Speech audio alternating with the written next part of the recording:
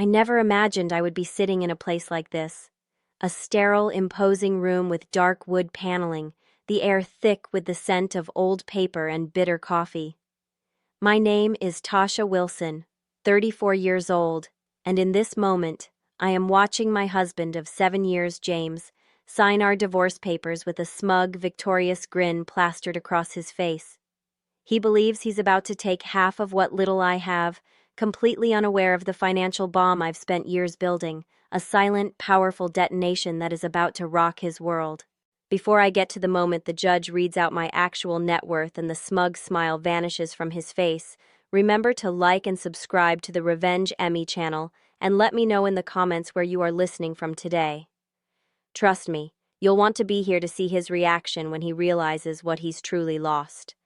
This is a story about a woman who was underestimated at every turn, who built a fortune in the shadows, and who chose to wait for the perfect moment to reveal her true power. This is the story of how my revenge was served in a courtroom. My story begins not in Boston, but in a place that feels like a lifetime ago. A modest little house with a front porch that always smelled like rain and freshly cut grass, nestled in a quiet, middle-class neighborhood of Milwaukee. It wasn't a place of grand ambition or societal expectations, but a place of quiet strength and unwavering dedication. My parents were the architects of this life, working with a kind of tireless, quiet resolve that I've only come to truly appreciate now. My father, a man with calloused hands and a gentle spirit, spent his days shaping young minds as a high school math teacher. He taught me about numbers, yes, but more importantly, he taught me that every problem has a solution if you're willing to work for it. His evenings were spent at the kitchen table, meticulously grading papers, the soft glow of a desk lamp illuminating the earnest scrawls of his students. My mother, a force of nature in her own right, ran a small bakery downtown. The aroma of warm chocolate and cinnamon would cling to her clothes when she came home, a scent that for me became synonymous with love and hard work. Every summer, I was her apprentice. I would stand on a step stool, flour dusting my cheeks, learning not just how to make the perfect chocolate chip cookie or how to frost a birthday cake with a steady hand, but also about the invisible mechanics of a business. My mother would talk to me about profit margins, about the delicate balance of supply and demand, about managing inventory so that nothing went to waste, and about building customer relationships that were as strong as the perfect dough. Little did I know those lessons, taught through the simple, honest work of baking, would become the foundation of everything I would later build. My parents taught me the value of hard work, the power of perseverance, and the importance of living within your means. It was a simple, honest upbringing, and it instilled in me a deep-seated belief that success was something you earned, not something you were given. I was always ambitious, even as a teenager. While my friends were focused on shopping and parties, I was taking extra classes and working part-time jobs, scooping ice cream at a local parlor, folding sweaters at a clothing store, to save every single penny for college. I was determined not to burden my parents, whose sacrifices had already been immeasurable.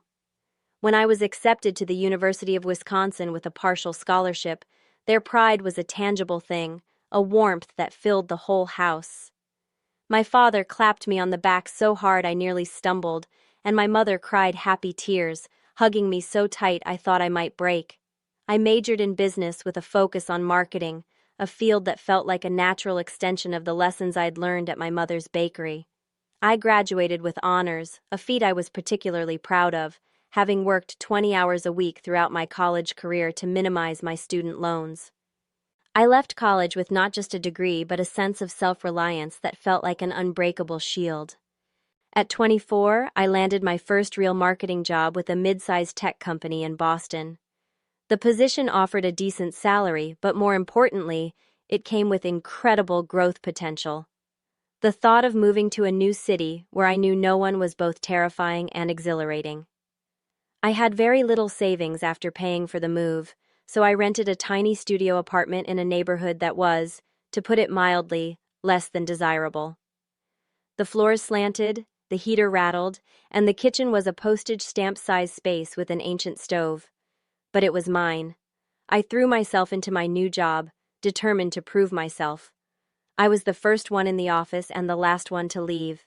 I devoured every industry publication, took online courses to sharpen my skills, and volunteered for every project, no matter how small.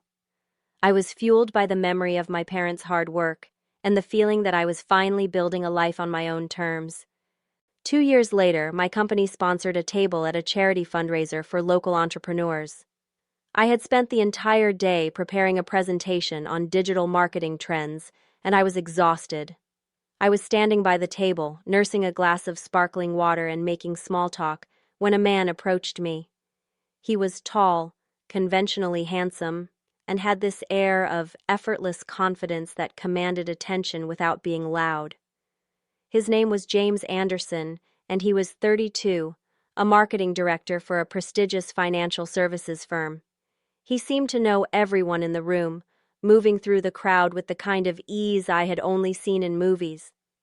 When we were introduced, I expected a fleeting handshake and a quick, polite remark. Instead, he actually seemed interested in what I was saying. He listened intently to my ideas about digital marketing strategies for small businesses, asking thoughtful questions that made me feel seen and heard for the first time in a long time. James came from a very different background than mine. He had attended elite private schools his entire life, followed by an Ivy League education that had been paid for by his parents. He had connections everywhere and moved through Boston's high society with a casual grace that I could only watch with a mix of awe and slight intimidation. Yet that night he spent hours talking to me about our shared dreams of entrepreneurship.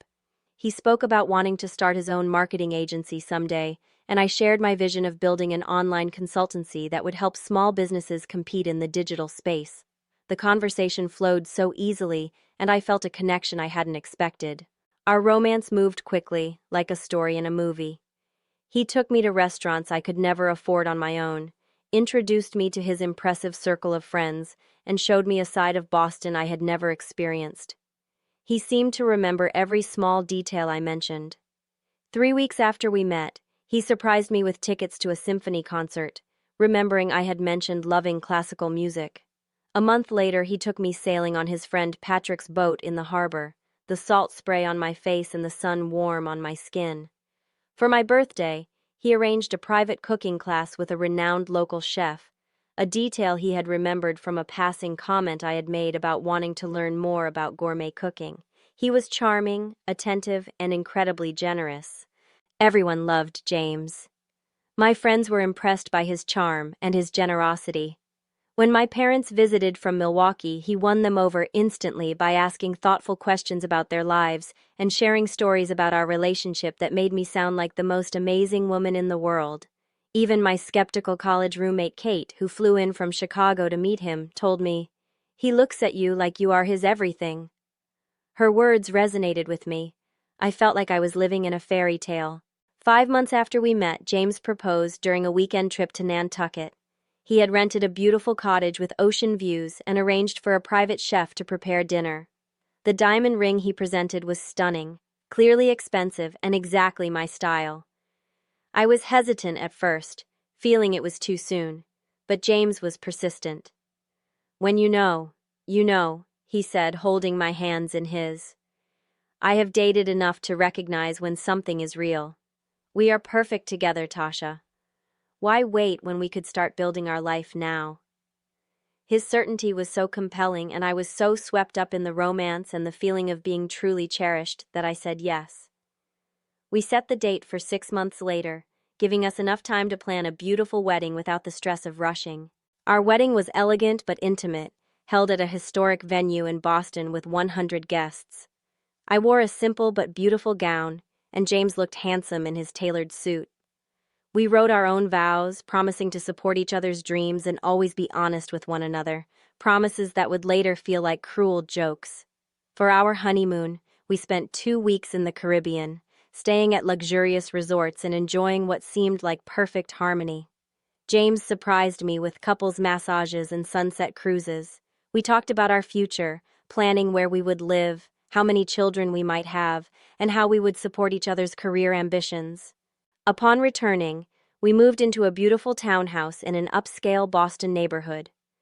The down payment came mostly from James's savings, something he would later remind me of repeatedly. always with the subtle undertone that I owed him. I contributed what I could, which was considerably less, but we agreed it was an investment in our future. The house was closer to James's office than mine, adding 45 minutes to my daily commute. But I didn't mind at the time. I was just happy to be starting our life together in such a lovely home. It felt like a fresh start, a new chapter. A few months after our wedding, I decided to take the leap and start my own online marketing consultancy. I had been building my skills and my network for years, and with James's income providing a safety net, it seemed like the perfect time. James was enthusiastic at first, helping me brainstorm company names and looking over my business plan. We settled on Digital Elevate, a name James thought sounded professional and memorable. We set up separate bank accounts along with a joint account for household expenses.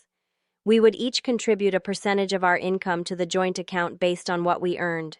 Since James made significantly more than me initially, he contributed about 70% while I covered 30%.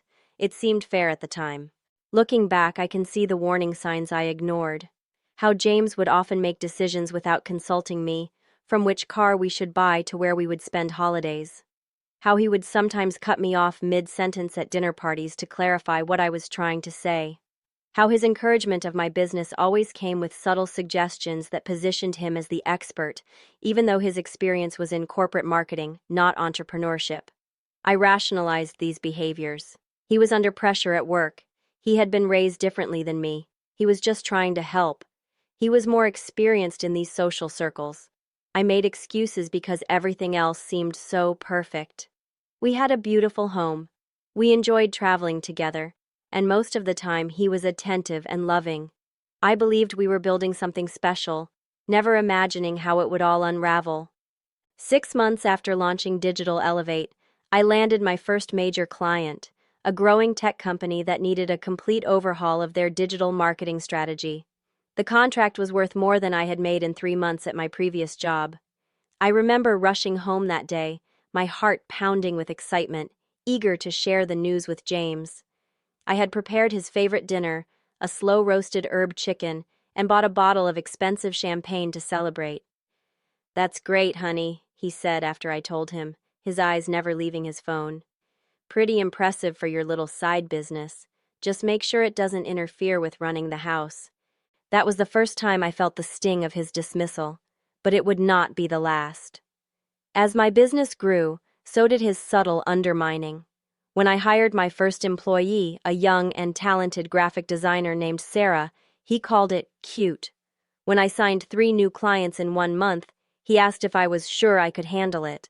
When I mentioned needing to find office space because working from home was no longer practical, he suggested I not get ahead of myself. Each comment, a tiny, subtle jab, chipped away at my confidence. He was no longer the man who had been so interested in my ideas. He was a man who seemed resentful of my growing independence. My breakthrough came when I landed a contract with Next Gen Tech, a company that had just received major venture capital funding. Their CEO, Natalie Reynolds, specifically sought me out after seeing the work I had done for a smaller competitor. The project would more than double my company's revenue and establish us as a serious player in the Boston marketing scene. It was a game changer. That night when I told James about the contract, his response was, "Lucky break." Their regular agency must have been booked. It wasn't just a dismissive comment, it was a subtle attempt to invalidate my hard work. I stopped sharing my business achievements with him after that. It was easier to avoid the subtle put-downs and the dismissive comments. Instead, I channeled my energy into growing Digital Elevate. I worked long hours, often leaving before James woke up and returning after he had gone to bed. He rarely asked about my day, seeming content with my vague answers about work being busy. Meanwhile, James was building his own social life separate from mine. He attended networking events and industry parties, often not returning until the early morning hours. When I was invited to join him, I would find myself standing alone while he charmed the room, introducing me as an afterthought, if at all. He would say, "This is my wife, Tasha. She does some online marketing stuff." The stuff was the part that always hurt the most, the way he reduced my passion, my business, my hard work, to a casual, insignificant thing. The chasm between us grew wider with every passing day. With each success, I became more strategic about my finances. I consulted with Melissa Andrews, a financial advisor recommended by Natalie, who helped me invest my growing profits wisely. We focused on a mix of stocks and real estate, particularly properties in emerging Boston neighborhoods. I purchased 2 small apartment buildings in areas that were just beginning to gentrify, securing them at below market rates before renovation. Within 2 years, their value had nearly doubled. As my wealth grew, I kept it quiet, not just from James, but from everyone. I drove the same mid-range sedan I had purchased before we were married, a reliable Honda with over 100,000 miles on it. I wore nice but not flashy clothes. I reinvested most of my profits back into the business or into my silent investments. The only luxury I allowed myself was a small office in a professional building downtown, which I explained to James as a necessary expense to appear credible to clients. He seemed to agree, but I could tell he still thought it was an extravagant move for my little business. James, however, had no such reservations about spending. He bought a new luxury car every 2 years. His wardrobe was filled with designer suits and watches that cost more than my first year of college tuition. He insisted on expensive restaurants and exclusive clubs, often commenting on how fortunate I was that his income allowed us such privileges. "It's good that one of us makes enough to maintain our lifestyle," he would say, assuming I was barely breaking even with my business. The emotional distance between us grew alongside my secret financial success. Our conversations became perfunctory, limited to household logistics and social obligations. Dinners were silent affairs, with James checking emails while I mentally reviewed client projects. We no longer shared dreams or plans. When we did talk about the future, it was always in terms of what James wanted, what James needed, where James saw himself in 5 years. I had ceased to be a partner and had become a silent observer in his life. My business continued to expand. I moved to a larger office and hired 6 full-time employees and a network of specialized contractors. Digital Elevate became known for innovative campaigns that delivered measurable results, attracting clients who might normally work with much larger agencies. James seemed resentful of my growing independence. He would make snide comments about my obsession with work, despite his own 60-hour weeks. He questioned why I needed to attend industry conferences or client dinners without him. He complained about how the house was not as well kept as before, though he never offered to help with any household tasks. "If you can't handle both your business and your responsibilities at home," he said during one particularly heated argument, "maybe you should reconsider your priorities." His late meetings became more frequent, often followed by him coming home smelling of expensive perfume that was not mine. His weekend business trips increased, yet he was oddly protective of his phone and laptop, always keeping them face down on the table or taking them into the bathroom with him. I found myself afraid to question him, worried about provoking another argument where my business would be blamed for our problems. Deep down, I knew something was wrong. But I buried myself in work instead of confronting it. My business became my sanctuary, the place where I was respected and valued. I expanded into new service areas, adding social media management and content creation to our offerings. I hired a brilliant creative director, Thomas Baker, who helped elevate our work to award-winning levels. The contrast between my professional and personal lives could not have been starker. At work, I was confident and successful, making decisions that impacted dozens of employees and clients.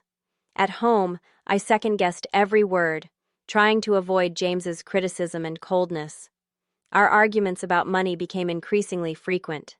James insisted on luxury vacations and expensive home renovations, always assuming I would contribute my fair share, despite his belief that my business was merely breaking even.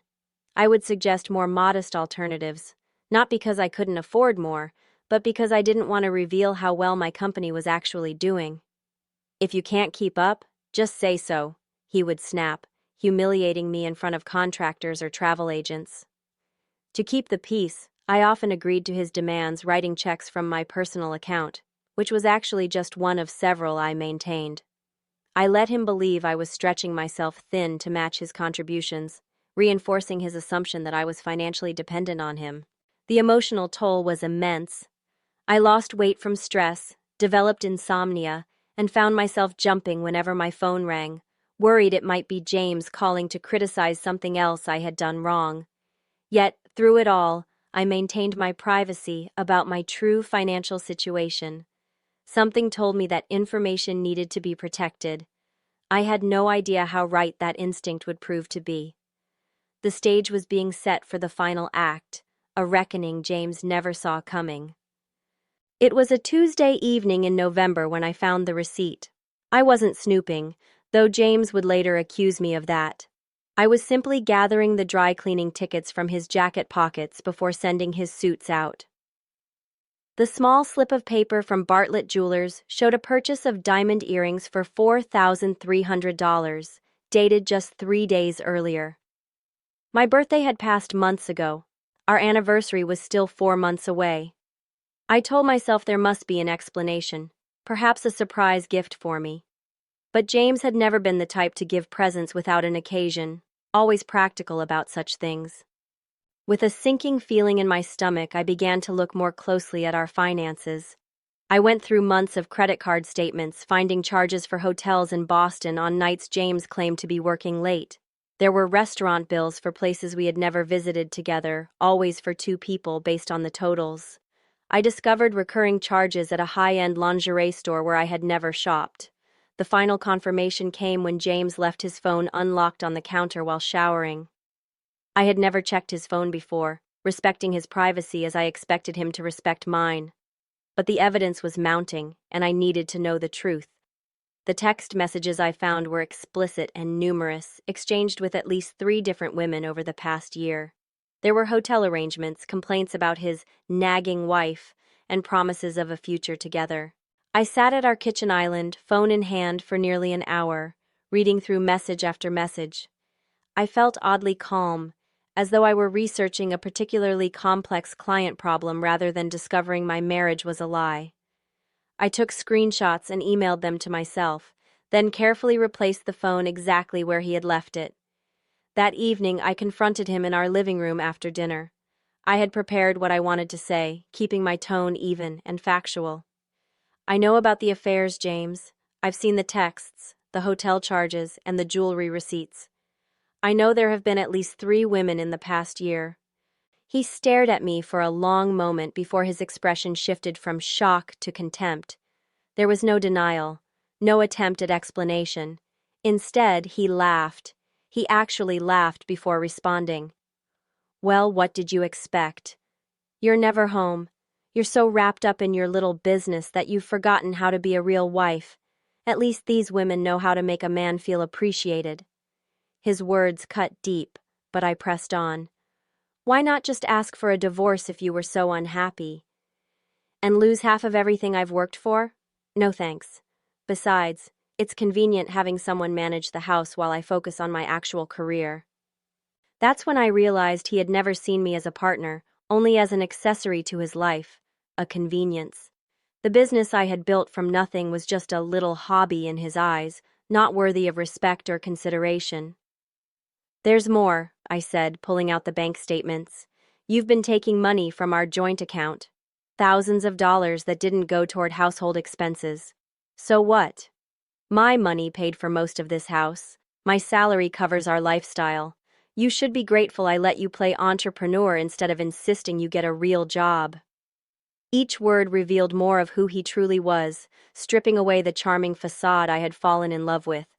When he finally stormed out, promising to be at Patrick's, though I knew exactly whose bed he would be in that night, I sat alone in our beautiful home and cried. Not for the man who had just left, but for the 7 years I had wasted loving someone who had never really seen me. The next week passed in a blur of grief and clarity. I took time off work, something I had rarely done, to process everything. I alternated between sobbing uncontrollably and making methodical lists of next steps. Friends I had neglected while building my business rallied around me. Kate flew in from Chicago and stayed for 3 days, helping me sort through my options. He's been gaslighting you for years, she said as we shared a bottle of wine. I noticed how he would dismiss your accomplishments, but you always changed the subject when I tried to bring it up. Other friends shared similar observations. They had seen the red flags but had hesitated to intervene, especially as I became more distant and focused on work. Several admitted they had suspicions about his fidelity, but lacked concrete evidence to share with me. 10 days after discovering the affairs, I made an appointment with Samantha Williams, a divorce attorney recommended by my financial advisor. I didn't tell James about this meeting. He had returned home after 2 days, acting as though nothing had happened, assuming I would simply accept his behavior as I had accepted his dismissal of my work and his control over our finances. Samantha was direct and efficient, explaining the divorce process in Massachusetts and what I could expect. When I revealed the full extent of my financial situation, including my business valuation and investment portfolio, she actually whistled. "And your husband has no idea about any of this?" "He thinks Digital Elevate barely breaks even. He has never asked to see the books, and I file taxes separately as a business owner." "This is unusual," she said with a small smile. "Usually I'm helping women figure out what assets their husbands have hidden. This might actually be refreshing." We developed a strategy. I would continue to appear financially dependent while gathering documentation of his affairs and financial misconduct. Samantha advised me not to confront him again until we were ready to file. When James was served divorce papers 3 weeks later, his reaction was exactly what Samantha had predicted. He was furious but also smugly confident. "You'll regret this," he said, waving the papers at me across the kitchen. "I'll take half of everything, including your precious little business. You'll be left with nothing. Good luck paying rent on what you make." "I just want what's fair," I replied, maintaining the calm demeanor Samantha had coached me to show. "Fair? I'll show you fair. I paid for this lifestyle while you played businesswoman. You have no idea who you're dealing with." He was right about one thing. He had no idea who he was dealing with either. Following Samantha's advice, I moved out of our shared home into a modest 2-bedroom apartment in a middle-class neighborhood. The rent was reasonable, the furnishings basic but comfortable. When James saw it, he smirked, clearly believing this confirmed his assumption about my financial situation. "From a brownstone to this? Reality hitting hard already?" he commented, looking around with poorly disguised contempt when he came to collect some documents. I simply shrugged. I need to be practical now. The truth was, I could have afforded a luxury condo downtown, but maintaining the appearance of limited means was part of our strategy.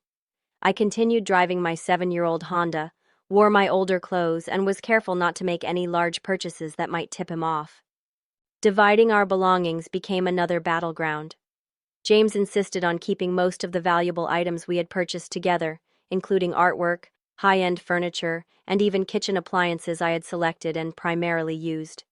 Rather than fight over these things, I let them go, knowing they were insignificant compared to what was really at stake. In a comprehensive meeting with Samantha, I laid out my complete financial picture. Digital Elevate was now valued at approximately $4.2 million based on current revenue and growth projections. My real estate investments, including 4 properties in Boston and 1 in Cambridge, were worth over $3 million collectively. My stock portfolio and retirement accounts added another $1.8 million. All told, my net worth was close to $9 million, not including the shared assets with James. "And he believes you're worth what exactly?" Samantha asked, reviewing the documents. "Based on his comments, he thinks the business might be worth a few $100,000 at most, and that I have minimal savings or investments. He knows about 1 property we purchased together, but not the others." Samantha nodded, making notes. "Massachusetts is an equitable distribution state, not a community property state. That means assets are divided fairly, but not necessarily equally. Assets acquired before marriage or through inheritance typically remain with the original owner. Your business was started after marriage, but he demonstrably provided no capital or meaningful contribution to its growth. In fact, we have evidence he actively dismissed and undermined it." We prepared for the first mediation meeting, gathering documentation of James's affairs, the misappropriated funds from our joint account, and his lack of contribution to my business success. James hired Timothy Maxwell, an aggressive divorce attorney known for helping high-earning men minimize settlements to their wives. The mediation session was tense from the start. James arrived in an expensive new suit, sporting a watch I had never seen before. His attorney immediately took an adversarial stance, presenting James as the primary breadwinner who had allowed me to pursue my hobby business instead of contributing more substantially to the household. My client is prepared to be generous despite Mrs. Anderson's infidelity to the marriage through her work obsession, Maxwell stated, causing me to grip Samantha's arm under the table to keep from responding. James presented a settlement offer that would give him half ownership of Digital Elevate, claiming he had provided the seed investment by supporting me financially while I started the company. He also wanted our shared home with no buyout, half of all bank accounts, and reduced alimony, because she has income from her business. What he did not request, because he did not know they existed, were my investment properties, stock portfolio, or private investment accounts. Samantha and I had anticipated this and prepared our counteroffer accordingly. My client rejects this proposal entirely, Samantha stated calmly. We are prepared to offer an equitable division of jointly acquired assets only, with no claim on businesses or investments acquired through independent effort. The mediation ended without resolution, with James confident he would get more in court. She can't afford to drag this out, I overheard him telling his attorney as they left. She'll settle when she realizes what good legal representation costs. Over the next 3 months, James seemed intent on making the process as difficult and expensive as possible.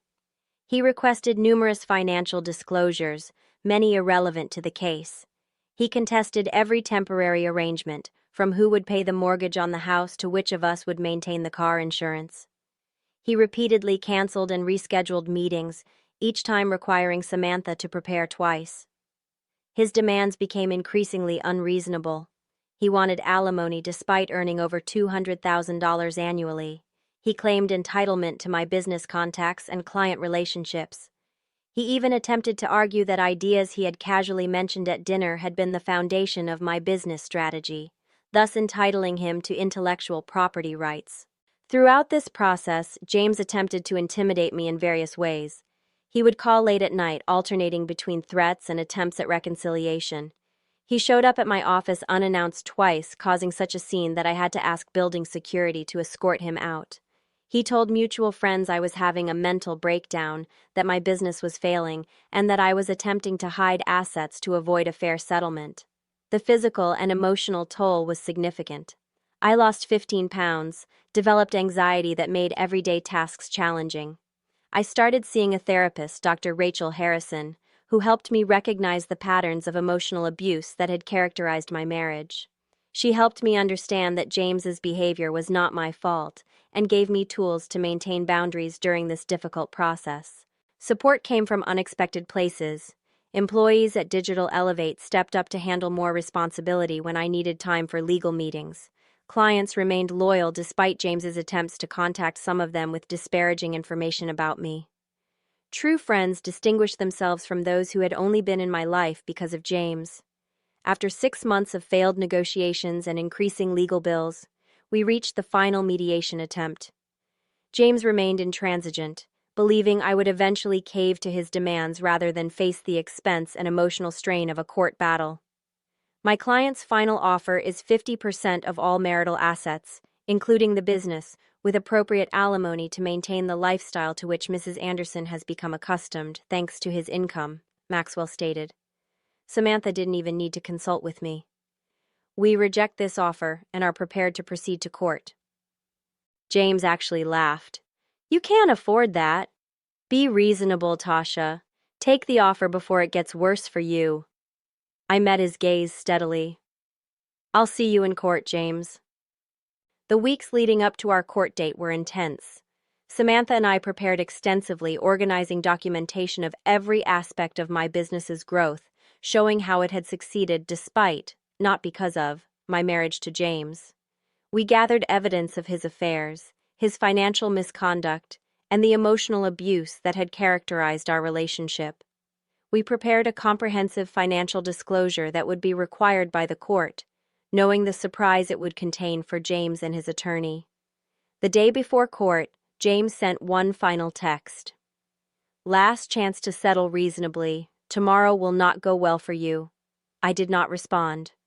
For the first time in our relationship, I felt completely certain of my worth, both financially and personally. Tomorrow would indeed be a revelation, but not in the way James expected. I woke up at 5:30 on the morning of our court date after a fitful night of sleep. Despite my anxiety, I felt strangely calm as I prepared for the day. I chose a conservative navy blue suit, professional but not flashy, with minimal jewelry and subtle makeup.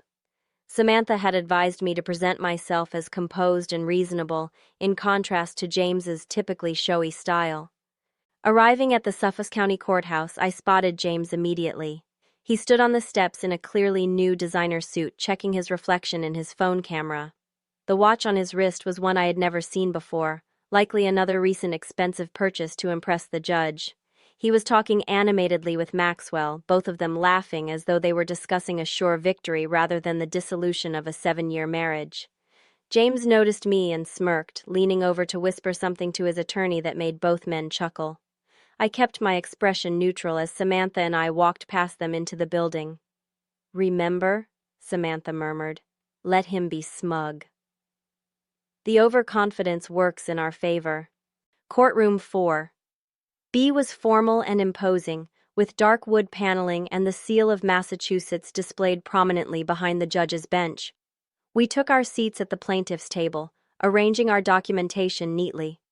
I noticed James making a show of straightening his tie and cufflinks, playing to an audience that consisted mainly of court personnel and a few observers waiting for other cases.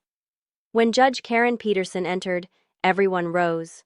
She was in her early 60s with silver hair pulled back in a neat bun and reading glasses perched on her nose. Her reputation for fairness and no-nonsense efficiency had been one reason Samantha was confident about our case.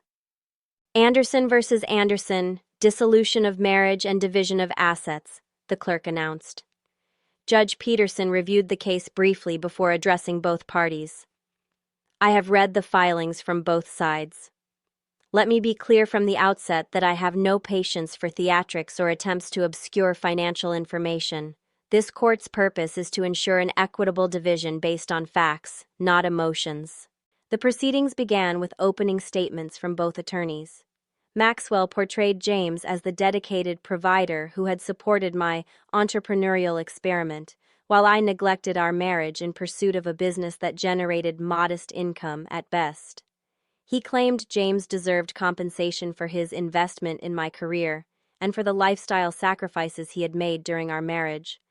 Samantha's opening was concise and powerful. She outlined how I had built my business through my own expertise and effort, often despite James's dismissal and lack of support.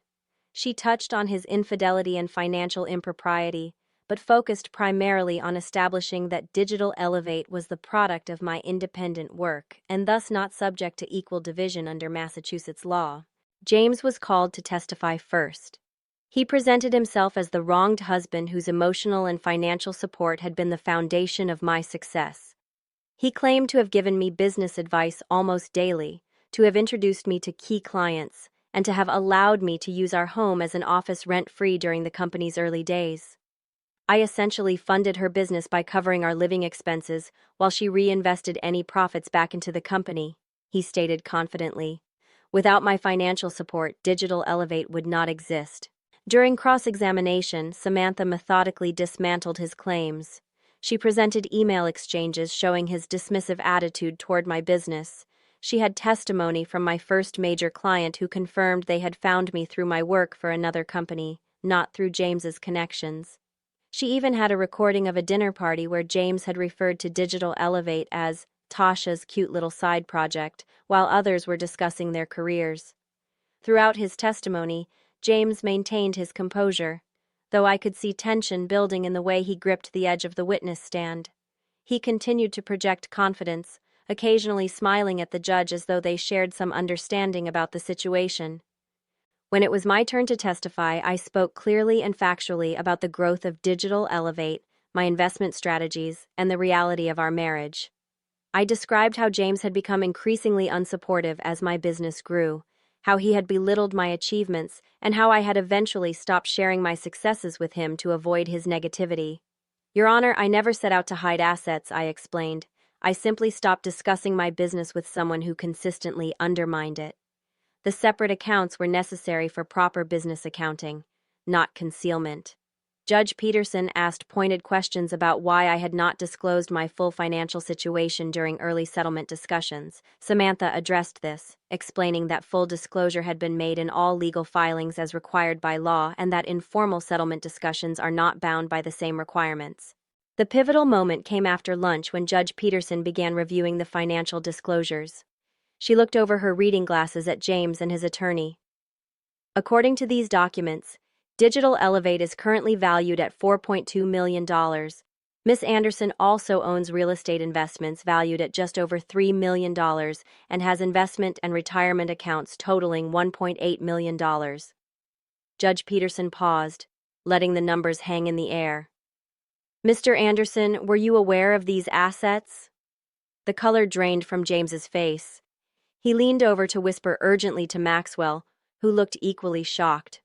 The courtroom fell silent as James struggled to compose himself. No, Your Honor, I was not, he finally said, his voice strained.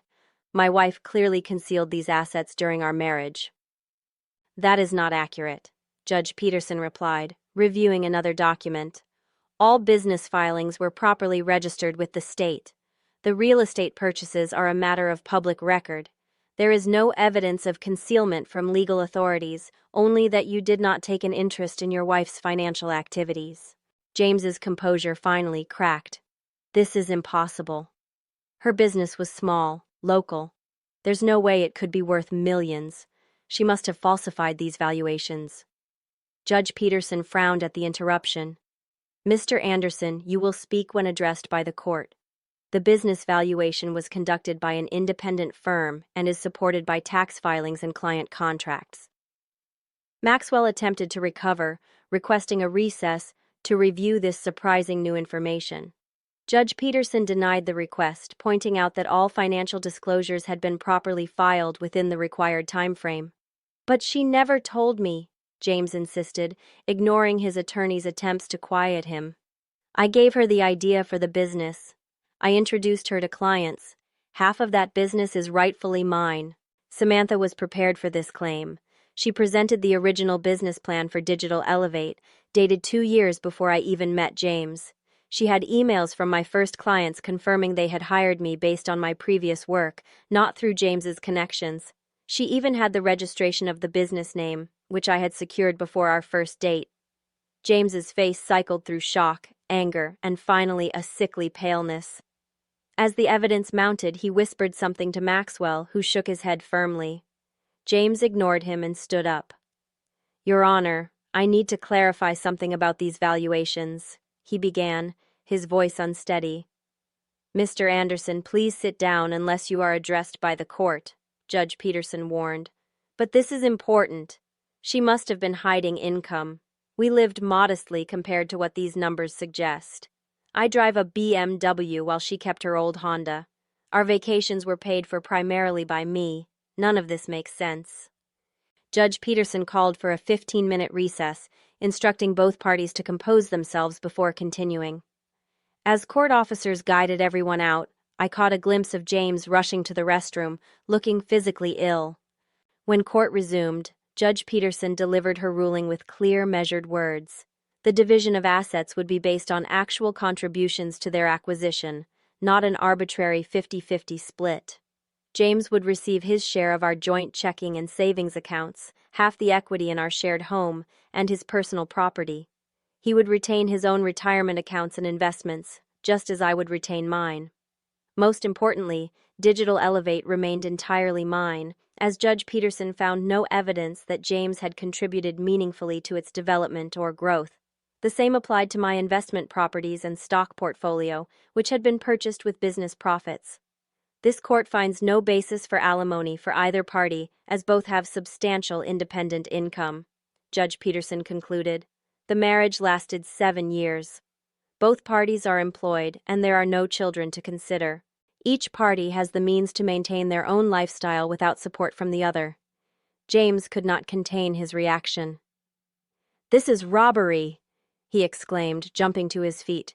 "She built this business while we were married. I'm entitled to half." "Mr. Anderson," Judge Peterson said sharply, "one more outburst and I will hold you in contempt. The law does not entitle you to the fruits of your wife's labor merely because you were married when she performed it. Your own testimony revealed your dismissive attitude toward her business, undermining your claim of contribution." As the ruling concluded and we prepared to leave, James attempted to approach me, his face contorted with anger. A court officer stepped between us, and Samantha quickly guided me toward the exit. Through the officer's arm, I could see James's face, no longer handsome to me, but twisted with the ugly entitlement that had been there all along, hidden beneath charm and confidence. "This is not over, Tasha," he called after me. "You'll regret this." Outside the courthouse, I took my first deep breath in what felt like years. The weight of secrecy and pretense had been lifted. Samantha squeezed my arm supportively. "It went even better than we hoped," she said. Judge Peterson saw right through him. Friends who had been waiting outside enveloped me in hugs. Kate had flown in again to support me, along with my college roommate Monica and 2 colleagues from Digital Elevate who had become close friends. "You were magnificent in there," Kate whispered, so composed while he fell apart. News of the divorce settlement spread quickly through our social circle.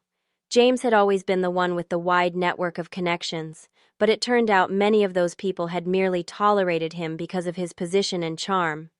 Within days, I received messages from mutual acquaintances expressing support and often sharing their own observations of James's problematic behavior they had witnessed over the years. The days following the court hearing brought a flurry of messages from James, veering wildly between threats and pleading. At first, he sent angry texts accusing me of deception and promising legal appeals. When those went unanswered, he shifted to remorseful emails claiming he had always loved me and had just been under stress from work. Finally came the desperate voicemails asking if we could talk, saying he had always believed in my potential. I responded to none of them, following Samantha's advice to maintain no contact except through our attorneys. James's threats of appeal came to nothing after Maxwell apparently explained the unlikelihood of success given Judge Peterson's thorough ruling. 2 weeks after the hearing, I learned through a former colleague that James had been placed on administrative leave from his firm following a complaint about his behavior. Apparently, his professional facade had cracked under the stress of the divorce revelation, leading to an inappropriate outburst during an important client meeting. Mutual friends reported that James was telling dramatically different versions of our divorce to different people. To some, he claimed I had hidden millions from him in offshore accounts. To others, he said the business valuation was grossly inflated. To a few, he admitted he had made some mistakes, but insisted I had overreacted to a few harmless flirtations. I maintained my dignity throughout, refusing to engage in public disputes or correct his narratives. Those who mattered knew the truth, and those who believed his stories without question were not people I needed in my life. About a month after the divorce was finalized, I encountered James at a local coffee shop. He looked disheveled without his usual polished appearance. He told me he had been let go from his position and was struggling to find comparable work as news of his courtroom behavior had spread through his industry. The luxury apartment he had rented post-separation was beyond his means without his executive salary. For the first time, he seemed humbled. "I didn't know," he said quietly as we stood awkwardly by the cream and sugar station. "About your success." "I mean, you never told me." "You never asked, James," I replied.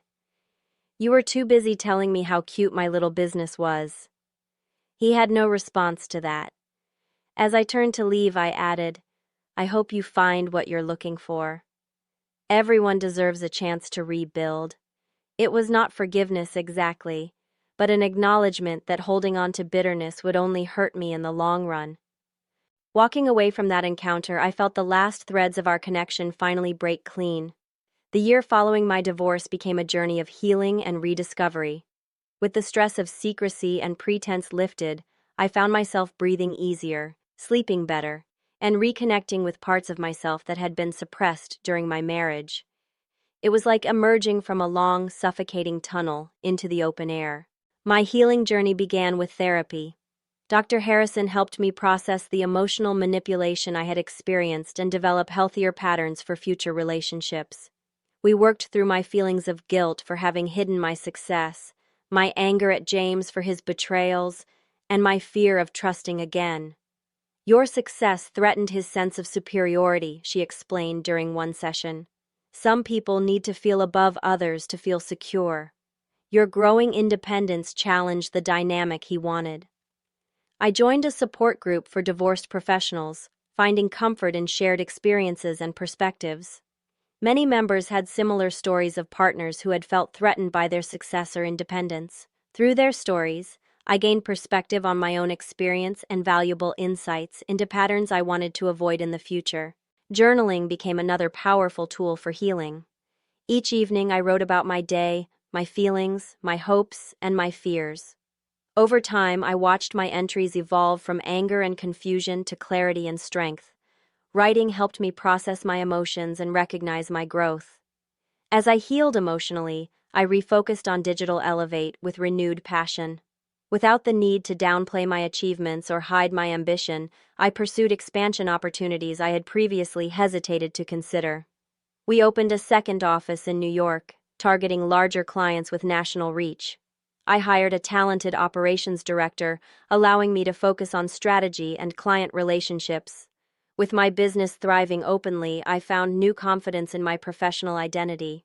I began speaking at industry conferences, sharing insights about digital marketing trends and entrepreneurship. I accepted interviews with business publications, no longer worried about drawing attention to my success. At one conference in Chicago, I was approached by a university professor who asked if I would guest lecture for her marketing classes. Teaching young entrepreneurs became an unexpected source of joy. The freedom to live authentically extended to my personal life as well. I moved from my modest post-separation apartment to a beautiful brownstone in a neighborhood I had always loved. I decorated it entirely to my taste, no longer compromising to accommodate someone else's preferences. I resumed hobbies I had abandoned during my marriage, joining a local photography club and taking weekend hiking trips in the New Hampshire mountains. Perhaps the most meaningful development was the mentorship program I established for women entrepreneurs. Financial Foundations provided guidance on business, finance, investment strategies, and building independent wealth. The program emphasized not just financial success but financial autonomy, teaching women to protect and grow their assets regardless of their relationship status. Through this program, I met dozens of brilliant, ambitious women with innovative business ideas and the drive to realize them. Many had experiences similar to mine, having been discouraged or undermined by partners or family members who did not take their ambitions seriously. Helping these women navigate both practical financial challenges and emotional barriers became deeply fulfilling work. One mentee, Angela Martinez, launched a successful tech startup after leaving a marriage where her husband had consistently dismissed her ideas. "You showed me that success is the best response to doubt," she told me after securing her first round of funding. Another participant, Shannon Lewis, used our investment strategies to build enough financial security to leave a controlling relationship. "I stayed because I thought I couldn't afford to leave," she explained. "Learning to build my own wealth was the most empowering decision I ever made." As months passed, I developed new friendships based on authentic connection rather than social obligation. My circle became smaller but infinitely more supportive. Kate remained my closest confidant, visiting regularly from Chicago and encouraging me through moments of doubt. Thomas, my creative director, became a trusted friend outside of work, introducing me to his social circle of artists and entrepreneurs who accepted me without judgment or expectations. Dating again was a gradual process. I was in no rush to enter another relationship, instead enjoying my independence and rediscovered sense of self. When I did begin dating, I approached it with clearer boundaries and greater awareness of red flags. I was no longer willing to diminish myself to make someone else comfortable with my success. A year and a half after my divorce, I encountered James at an industry event. He had found a new position, though at a smaller firm and presumably lower salary than before. He was there with a date, a young woman who looked uncomfortable as he dominated their conversation with others.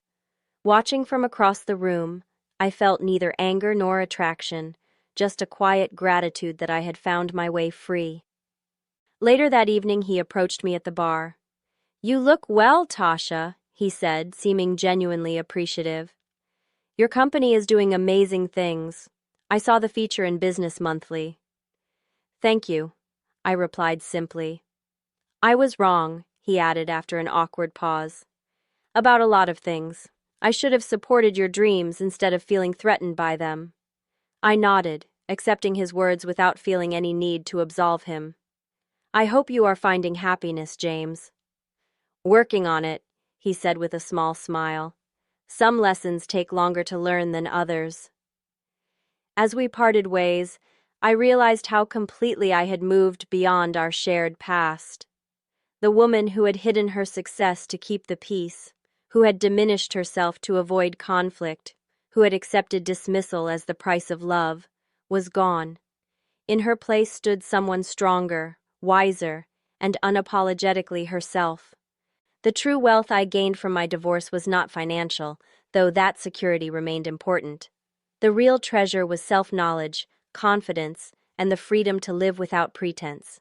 I learned that my worth was never determined by someone else's assessment, that genuine success includes both achievement and authenticity, and that the right people will celebrate your strengths rather than feel threatened by them. Today, as I look toward the future, I feel grateful for both the pain and the joy that brought me here. Every experience, even the painful ones, shaped me into the person I am now, someone I am proud to be. Have you ever felt like you had to hide your success or diminish your achievements to make someone else comfortable? I would love to hear your stories in the comments below. If this resonated with you, please like and subscribe to the Revenge Emmy channel to see more content like this. And if you know someone who might need to hear this message of empowerment, please share this video with them. Remember, your worth is not determined by anyone else's perception of you. Thank you for listening to my story, and I wish you the courage to live your own truth, whatever that may be. The year following my divorce became a journey of healing and rediscovery. With the stress of secrecy and pretense lifted, I found myself breathing easier, sleeping better, and reconnecting with parts of myself that had been suppressed during my marriage. It was like emerging from a long, suffocating tunnel into the open air. My healing journey began with therapy. Dr. Harrison helped me process the emotional manipulation I had experienced and develop healthier patterns for future relationships.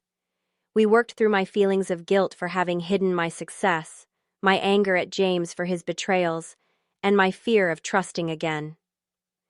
"Your success threatened his sense of superiority," she explained during one session. "Some people need to feel above others to feel secure. Your growing independence challenged the dynamic he wanted." I joined a support group for divorced professionals, finding comfort in shared experiences and perspectives. Many members had similar stories of partners who had felt threatened by their success or independence. Through their stories, I gained perspective on my own experience and valuable insights into patterns I wanted to avoid in the future. Journaling became another powerful tool for healing. Each evening I wrote about my day, my feelings, my hopes, and my fears.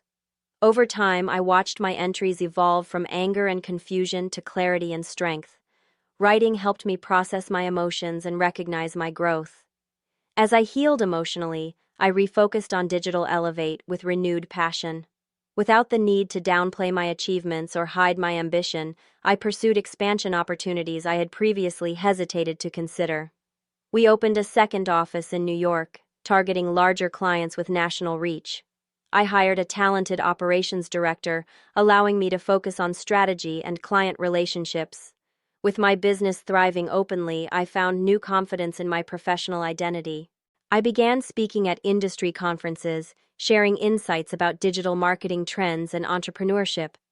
I accepted interviews with business publications, no longer worried about drawing attention to my success.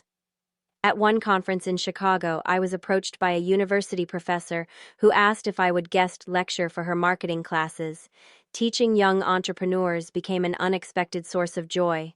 The freedom to live authentically extended to my personal life as well. I moved from my modest post-separation apartment to a beautiful brownstone in a neighborhood I had always loved. I decorated it entirely to my taste, no longer compromising to accommodate someone else's preferences.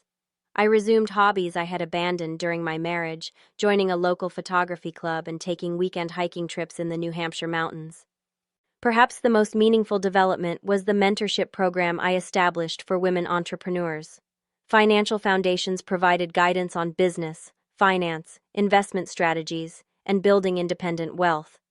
The program emphasized not just financial success but financial autonomy, teaching women to protect and grow their assets regardless of their relationship status. Through this program, I met dozens of brilliant, ambitious women with innovative business ideas and the drive to realize them. Many had experiences similar to mine, having been discouraged or undermined by partners or family members who did not take their ambitions seriously. Helping these women navigate both practical financial challenges and emotional barriers became deeply fulfilling work. One mentee, Angela Martinez, launched a successful tech startup after leaving a marriage where her husband had consistently dismissed her ideas. "You showed me that success is the best response to doubt," she told me after securing her first round of funding. Another participant, Shannon Lewis, used our investment strategies to build enough financial security to leave a controlling relationship. "I stayed because I thought I couldn't afford to leave," she explained. "Learning to build my own wealth was the most empowering decision I ever made." As months passed, I developed new friendships based on authentic connection rather than social obligation. My circle became smaller but infinitely more supportive.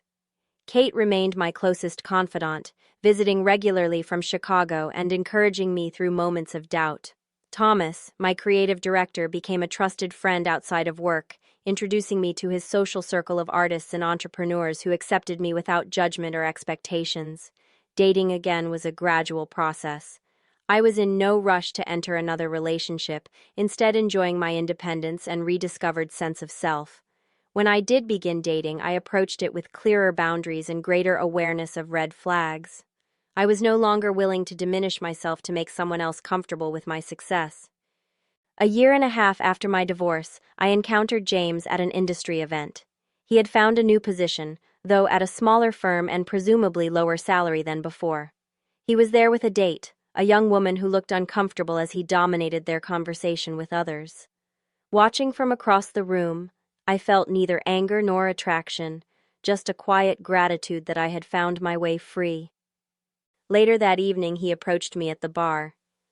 "You look well, Tasha," he said, seeming genuinely appreciative. "Your company is doing amazing things. I saw the feature in Business Monthly." "Thank you," I replied simply. "I was wrong," he added after an awkward pause. "About a lot of things. I should have supported your dreams instead of feeling threatened by them."